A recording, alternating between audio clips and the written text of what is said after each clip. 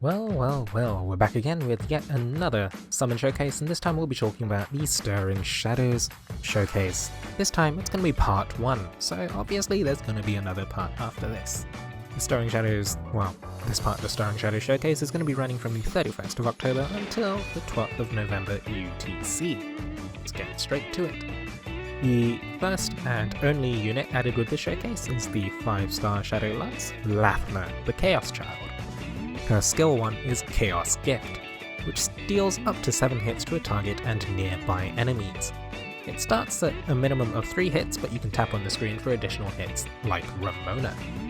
It deals over twice the damage to poisoned enemies, so other poison-inflicting adventurers on your team might make this quite the heavy hitter. Lathna's second skill is Sundering Shadow, which is a single huge hit of damage to enemies directly ahead. It's fairly simple. Not much else to it. Being a Lance unit, Lathna has the standard Lance co-ability, which is additional hit points. Lathna's first ability is the Faceless God.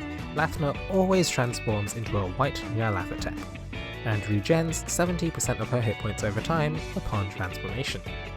White Nyarlathotep's skill is, the same as standard Nyarlathotep's, but it inflicts poison, which synergizes with her skill 1. Her second ability is Full Paralysis Resist when it's fully leveled up, and her third ability is a maximum of plus 20% Dragon Time. She seems like a fairly strong but selfish DPS. Her skill 1 has a huge damage modifier on poisoned enemies and also synergizes with her modified Dragon form. Paralysis Resist points her towards High Jupiter in terms of endgame content, but it seems extremely unlikely that Lathna will really be able to displace Garda Cleo teams most of the time. And, Lathna is the only new unit addition on the showcase, so let's get to the Wyrmprints. While not part of the showcase, we still have some Wyrmprints added with the, at the same time as the showcase. The first one being the 5-star print, Prayers Unto Him, granting plus 18% dragon damage and plus 15% dragon time. Cygame seems to be aiming to give dragon form-centric adventurers more tools to use. However, I think the main issue with these sorts of prints is that the attack modifiers in dragon form leads to a DPS loss the longer you're left in dragon form. Since dragon form attacks don't really contribute, they don't contribute towards charging adventurer skills, which is a large component of an adventurer's DPS. However, the main source of people's opinions, so to say, is the blue simulation, and that doesn't really take dragon form into account a lot of the time, so it's hard to be certain. However, standard strength, skill damage, critical rate, and damage bonus prints will always apply, even in dragon form, so it seems unlikely that this print will really be competitive. The 4-star print in this showcase is From Whence He Comes, granting plus 25% skill prep and 20% buff time at maximum unbind. I think this is actually a fairly good print.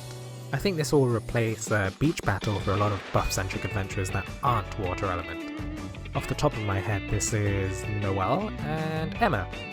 However, replacing prints that have augments, for example, is a fairly expensive endeavour.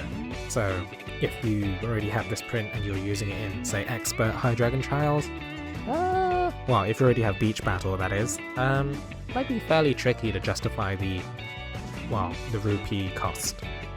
However, for some people, if you already have a bunch of rupees banked up, it might be worth it, but it's probably only going to be a marginal improvement in the end. Everything else on the banner is actually old content, so in terms of other rate ups, we have Curran, we have Berserker, Kleiman, Nyarlathotep, who was recently reworked, and Silka. Overall, this banner seems like it'd be worth pulling on if you don't already have Garda Cleo, and you want a selfish powerhouse dark unit that benefits from direct control.